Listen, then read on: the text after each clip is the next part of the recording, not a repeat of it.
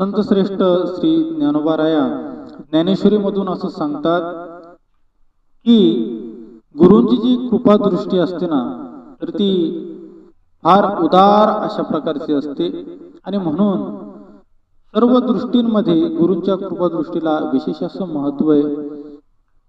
कारण की ती उदार असते आणि उदारतेसाठी प्रसिद्ध असते.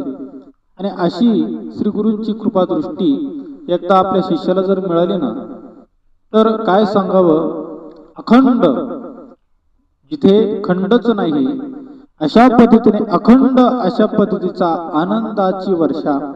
आनंदाचा वर्षाव त्या शिष्यावरती, त्या सद्भक्तावरती ही गुरूंची कृपादृष्टी, संतांची कृपादृष्टी ही करत असते.